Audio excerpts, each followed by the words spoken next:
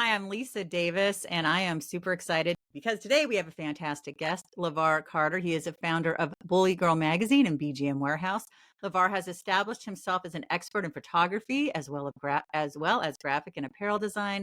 With nothing more than the will to learn and an idea, Bully Girl Magazine and BGM Warehouse were formed in 2010, with Bully Girl Magazine now being the biggest bully breed resource for dog enthusiasts and BGM Warehouse being their number one fashion choice to support the breed. Now, I'm obsessed with pit bulls, and I love his work, LeVar's work, because not only does he have a absolutely unbelievably fantastic magazine, but he has a kick-ass podcast as well, the Bully Girl Magazine podcast. And I thought it would be fun to have him on my show. This is going on his show as well, so his audience can get to know him. So this is all about LeVar. Hey, LeVar, how are you today? All right, how you doing? I'm doing good. All right. So, LeVar, does your dog do something funny, something bizarre, something interesting? Tell us about your dog or one of your dogs. Well, I have an English bulldog right now and a French Oh, bulldog, and they're both funny. So, the English bulldog, her name is Blue, and she's like the closest to a human that any dog could ever be. Like, if you can just talk to her. She has facial expressions for different things that you say. If you don't give her food when she wants it, like she pouts and stomps her feet. And then you have Mogwai, who's the French bulldog, and he's just funny because of all the energy he has. Like he walks around, he's a small dog, but he walks around like he's the king of the house and like chases Blue all over the place. She gets frustrated with him, but they're both hilarious. yeah. It's so funny because Blue, my pit bull, Blue's such a great name. He sits like a person. And I bet you've seen this with some bully breeds where like he's Hmm. on the couch and he's just kind of sitting on his butt. His legs are straight out and he just kind of looks, sometimes we feel like there's like a little person in there. I think bully breeds are super interesting.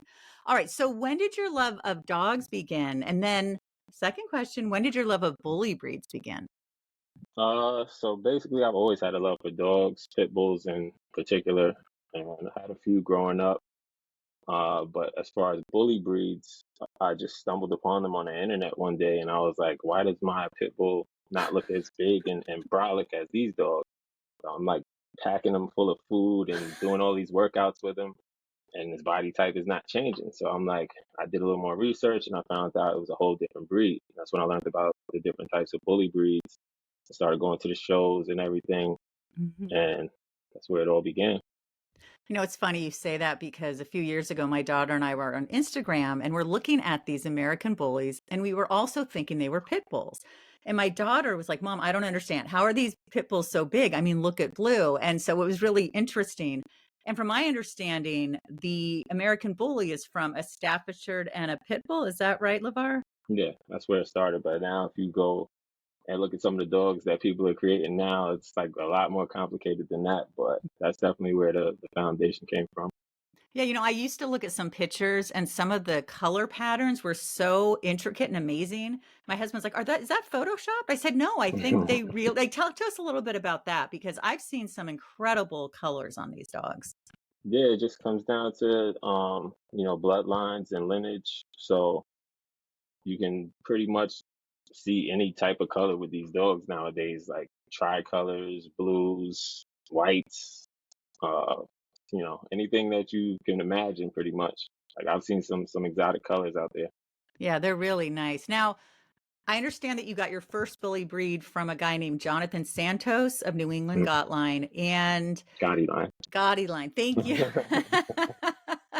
Gotti Line. And that he introduced you to Gotti Line magazine, which was a publication dedicated to the new breed. What were your first impressions of the magazine and how did that influence you to start Bully Girl Magazine, LLC? Yeah, so once I decided that I wanted to be a breeder myself, I had to find somebody to purchase puppies from. Got scammed a few times. Finally found somebody trustworthy, which was Jonathan Santos, New England Gotti line. And since I had already been burned two times, it was like, I'm just gonna Oh, stick with Jonathan for like all of my puppies. So oh, every time I would go out there, he would give me a copy of this magazine called Gotti Line Magazine. I don't know who the owner was, but one time I go out there and I'm expecting, to get a new copy, and he's like, "Oh, they went out of business." So oh. I was like, "Okay." A light bulb went off, and I'm like, what if I make a magazine? But at the time, I don't know anything about building a magazine, publishing, editing, photography. I don't know any of that stuff. So I decided to just learn it all. Literally took every course you can imagine, um, and just got right to work. See, I find that so impressive. I think there's a lot of us who feel like there's something we really want to do, but we get so overwhelmed by the process. What advice do you have to someone listening who has a passion related to dogs or something else, and they feel like there's too many steps to get started, My advice is very simple. I would just say just get started, right? because the second you get started, you're gonna realize all of the other steps that are involved, and you just take them one at a time. If you sit there and try to plan for it, or "Oh, I'll start next week, or I'll do it when I have this much money or this much time," you're just going to keep putting it off and it'll never happen. What did you find the most interesting? Was it the photography? Was it how to put a magazine together? Was it the financing? So the instant I started taking pictures, I knew photography was like a big passion of mine. So I'll go and take pictures of lakes and buildings and anything. So that's how I know I just love photography. So that made building a magazine very easy, because like I always have my camera with me, and if I don't, I'm like trying to capture the same quality with a cell phone if I can. Yeah, I think that's really good. I know I love photography as well. I want to talk a little bit about bully breed shows just for a moment, and then I want to jump right back into the magazine. I understand after you got your bully breed from Jonathan Santos, you started going to shows. What are those like for people who've never been? Bully shows are fun. They're all over. You can pretty much in every state from here to Cali, even overseas. Every Saturday and Sunday, you can probably find a bully show somewhere. It's a cool environment. There's dogs and people, family, children. It's everybody walking around showing off their dogs. And you get to meet a lot of cool people.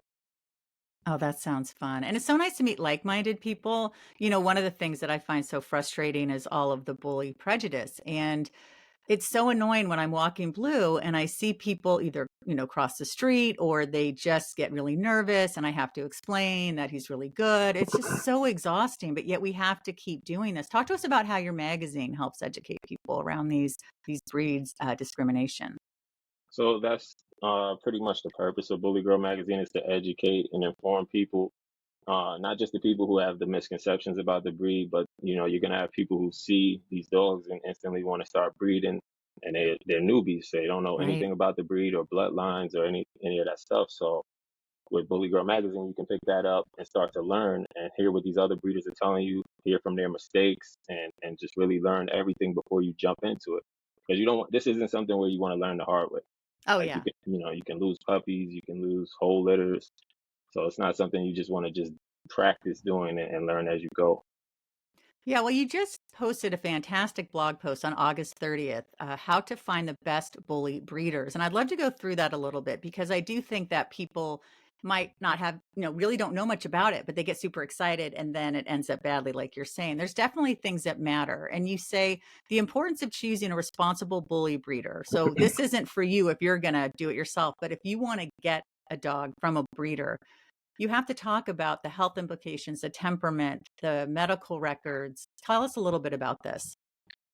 So whenever you're choosing a breeder, like I told you, I've been burned 2 times. It's not even just about Mm, getting the right dog is like the second half of it. But first, you want to be just dealing with an honest and trustworthy person to begin with, right. because people are getting scammed. They're sending money, which I've done. I've sent money through PayPal and stuff like that, and you're expecting to get a puppy delivered, and you just don't. So that's why Oh I my created the app gosh. also, so you can kind of communicate with people first and see who they are, and kind of get to know them, and make that decision from a different point of view, instead of just saying, all right, I want this puppy, looks cool, I saw the pictures, I'm sending money, and then nothing ever arrives. Yeah, I'm so sorry that happened. I would be so pissed. But on the second half of it, actually, with the health and the papers, again, still referring back to the app, like you can ask all of Right. those questions. Do you have paperwork for the dogs? How do they have all their shots? Anything that you want to double check before you actually purchase puppies from somebody, you can go through that with them on the app. Oh, see, that's incredible because again, a lot of people might be new to this. I've always had rescue dogs because I've never had a puppy, but I've thought about getting a puppy and then I get a little bit overwhelmed. And I also like a dog that's a little older. But listen, people are going to be getting puppies, and I think you're doing such an incredible service by providing them with people who are reputable and who are doing a really good job. I do think it's really cool that you do have some information about an adoption rescue category. And tell us about that, which I think is great. So when I made the app, I wanted to make sure I definitely included that category because it's not all about purchasing puppies. We're very big on rescuing puppies. We don't believe that you should just only keep buying puppies and breeding puppies. If you could save a dog, that's definitely more important. A lot of dogs are getting killed in shelters every single day. So, and not just bully breeds. So, any dog breed can go on the Bully Girl app, and Oh, we try to, nice. you know, provide rescue for all breeds. Oh, that's great. Now, how do we get the app? Do we just go to our app store? Yeah, so it's on the Apple Store, the Google Play Store. So whether you have iPhone or Android, whatever it is, like you'll be able to download the app, and it's Now, free. So you don't have to pay oh, anything. You just get it and get right on there and start talking to breeders. oh, that's awesome. Now, it must feel so amazing to have just released your 13th anniversary issue. I mean, what a huge accomplishment, especially in this day and age to even have a successful magazine because so many things are digital. And I understand you have a digital component as well. But how did that feel? It feels good to be in business for 13 years. That just speaks to the fact that we're doing the right thing by the Yeah, community, that people still absolutely. subscribe to us, people still order magazines, order t-shirts, hats. Um, that just means we're doing something right. How did you handle the ups and downs? Because anytime you start a new business, there's going to be challenges. How did you get through to like know that this was going to come to fruition and be successful? I mean, you never know, Right, but when there's ups and downs, I mean, that's just who I am. Like, so whether it is up times or down times, I don't really ever let that stop me in anything, not just with the magazine, because like you just said, they're temporary times. right. So maybe soft people will, fold up under that kind of pressure. I'm just like riding the wave and it'll be over soon and then we'll be right back doing what we were doing. I like that. Well, I really enjoyed reading this story about a time early in your magazine. You were at a bully breed show and there was a vendor and he didn't want to sell your magazines because he was afraid he wasn't going to make his money back. So, what did you do to get him to sell them? So yeah, that was in the early times. We don't really have a name yet. We're new. Yeah. And this vendor knows who he is. So if he watches this video, he'll probably be laughing. But yeah, so I came up to the booth with, a stack of magazines. And I said, hey, you want to buy them wholesale so that you can have another product to sell to everybody that comes to your booth? And he wasn't really interested. And, I respect that he wasn't interested because, what is this? Like, it's just some random magazine that he never heard of. So I said, all right, I left the magazines there. You can sell them. I don't want any of the money. Keep the money. And, we'll talk once they're all sold. I'm thinking I'm going to talk to him a few days later or a week later. All those magazines sold out that same day, and he was Yes. already placing his first order. That is awesome. I love stories like that. Now, you mentioned earlier that in the publication, Bully Girl Magazine, it does talk about, the prejudice against the breed. What are some other things that we're going to find in the pages of the magazine? You'll find kennel interviews. Once Nice. in a while, you'll find celebrities with dogs.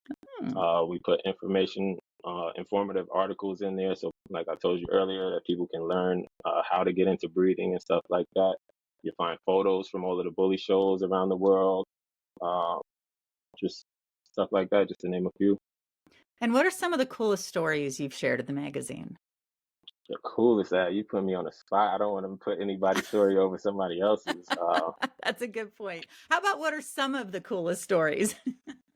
Uh, I feel like they're all cool. I'd Hmm. rather just say that. I like that's Anybody, fine. anybody's story is their journey and Right. how they got started, and they went through their tough times, and now they're killing it. They're breeding dogs. They're making money because we're not gonna act like this isn't about money. Of course. Obviously, if you're selling puppies, you're trying to make money. But yeah, I watched a lot of people start from the bottom, and their success definitely came years later. So their stories are in the magazine. That's awesome. Now, Bully Girl magazine started with attractive women with bully breeds, which I think is clever, and I think Blue and I would have been a great fit. But anyway, no. Now that the magazine has evolved, it's more family friendly. And tell us a little bit about that. So yeah, that was just the idea. In the beginning, I was like, all right, I need to come up with a name, Bully Girl. I like So that. I wanted to take pictures with, pretty girls and dogs. Uh, that was short-lived. We're on issue 106. That was probably only the first year or two, and then after that, the people will always decide what your product really is or what it will be. Otherwise, you'll go out of business. So, and that's what they wanted. They wanted, spotlighting, the female breeders in the game. So we took that and we ran with it. But we don't only showcase female breeders; we showcase everybody. But that's just the name. And yes, they do get a little more. I don't know. I guess a little more of the spotlight is on the female breeders than the male breeders. But we have love for everybody. See, I think that's really cool. It is such a beautiful magazine. I love the photography. I love reading the stories. I love looking at the pictures of dogs. And for people listening, they might think Bully Girl, they might think Pit Bull or American Bully. But you mentioned, I mean, Frenchie, English Bulldogs, American Bulldogs. I Cane think even, Corsos, yeah, tell us more of the breeds. any breed. At this point, in the game, I would put a poodle in there. Like it doesn't matter. Like we're talking about dogs and respect for all breeds and good breeding habits, no matter what you're breeding. I don't care if Right. it's gerbils. Like do it the right way, you know? You know, it's funny you say that because as a kid, all I ever wanted was a dog. I mean, that is it. And my mother was afraid of dogs. It didn't matter what kind of dog she was afraid. So there's no way I was going to get a dog. But by some miracle, she let me have a hamster. And Rascal lived 3.5 years. I think I willed it. I taught it to climb stairs. I treated it Wow. like a dog. Yeah, hamsters usually live a year. So when you said gerbil, it made me think of Rascal. But there's nothing better than dogs. And I discovered my love of bully breeds when I was 33. I got my first dog ever. It took until then. I went to the shelter with my husband. We had just gotten married and we were super excited to get a dog. We were living behind his parents. They had an in law apartment and they had a fenced in yard. Anyway, long story short, I see this beautiful, I don't even know what the dog is. I just see this beautiful dog and just picture the dog from Something About Mary, which is a border terrier mixed with Yeah. a pit bull. Okay, so that's Bailey. He's in the back of the cage. He's quiet. He has a big cone on his head, and they said, "Oh, he was hit by a car. He's going to need an expensive surgery." Well, we were living rent free in my husband's parents' in law apartment, so I'm like, I started crying. I'm like, we're taking this dog. I didn't even know, literally nothing, and then we find out pit bull, and I'm like, oh, I had never really known that much about pit bulls, and then I discovered the joy and then I told my husband, I will never live without a pit or a pit mix. And I'm sure all the bully breeds are great, but that's my favorite. Do you have one that you gravitate towards, or is it more like you just like all the bully breeds? Uh, I would say I just like all the bully breeds. A cool looking dog is a cool looking dog. Right. So I'm not really tied to any specific breed. I used to probably, you know, gravitate more towards once I discovered the American Bully, that was like my favorite for a while. Right. But like I love my Frenchies. Oh, they're so And any cute. dog, like I said, that looks cool, that has good Right. temperament, like it's hard not to let them win you over. So Right. I'm so glad you mentioned that because for me, it's the temperament, and that's where people get confused. You know, luckily my vet is well informed. We were talking, and she said, "Do you know that pit bulls score higher or the same as labs and goldens on a temperament test?" I said, "Yep." I tell that to people. They look at me like I have 25 heads. And I think what one of the things I love so much about bully breeds is they're incredibly affectionate. I mean, Blue can ignore me for half the day, but when it's time for us to be together, he is on me. He is sitting on me. We are cuddling. He's on my lap. Where my lab, he has to follow me everywhere I go, but there's always like this 6 to 7 feet rule. Like he rarely cuddles, and I want a dog that's like in my face, being with me, being on me, and that's what I find so fabulous about the bully breeds. They're incredibly affectionate. yeah, they definitely have good temperament, and that's either of my dogs right now. Like the second I come home, like they're just right there, just Oh. staring, waiting to be pet, and then they just fall over and just like they've been waiting for it all day. Like yes. know, it's so funny because I just saw this thing on Instagram before our interview and it's like a cartoon thing, but it's really funny. And it's just the dog, the woman's like, I gotta go get dog food. I'll be back in 10 minutes. And the dog's like, oh my God, they've been gone Yeah, forever. And then all this I stuff. think And I then saw that. yeah, yeah. And then they're typing and smoking a cigar and like the days of loneliness. And then she comes home and the dog goes crazy. And then the owner's like, why do you smell like a cigar? And I was like, I love clever stuff like that. And Yeah, it is so nice that no matter I can literally go down the driveway to get the mail and come back, and my dogs are thrilled like they haven't seen me in 500 years. Like, who else that's acts that way? that's Mogwai to a T. Like the second you walk away from him and you go out a door, he will sit there and stare at the door until you come back. Like you're never coming back. Yeah. It's amazing. Well, was there anything that we didn't talk about today, LeVar, that you were hoping that we would touch on? Uh, Especially in regards to Bully Girl Magazine. I mean, obviously, I want to get all the social media info. How do we get it? But any other information aside from that? no, that's really it. I mean, I'm still getting used to being on this side of the camera anyway. Well, you're good. You're awesome. I would not know that.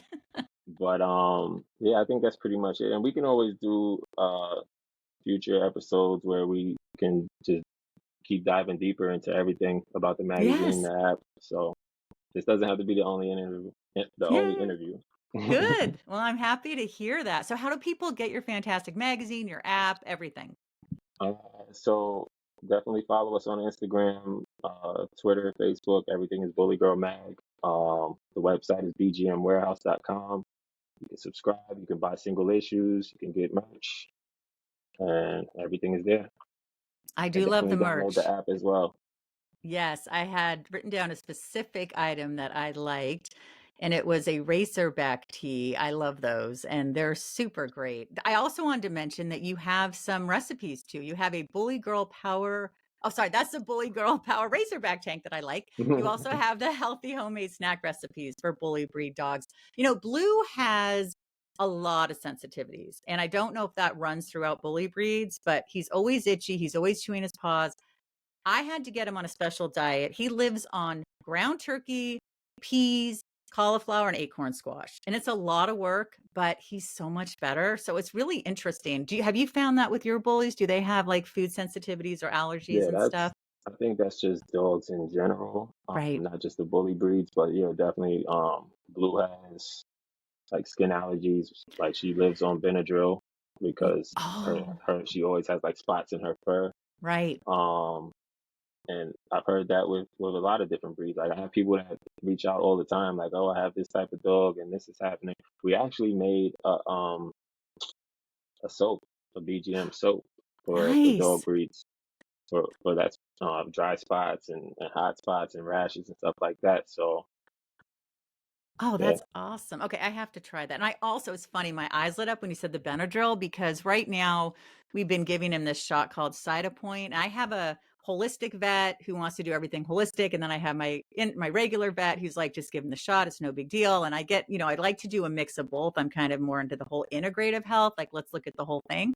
And she said, listen, if you don't want to do the Cytopoint, try the Benadryl. And I'm like, well, how does that work? So we're going to talk later because I want to know how this works.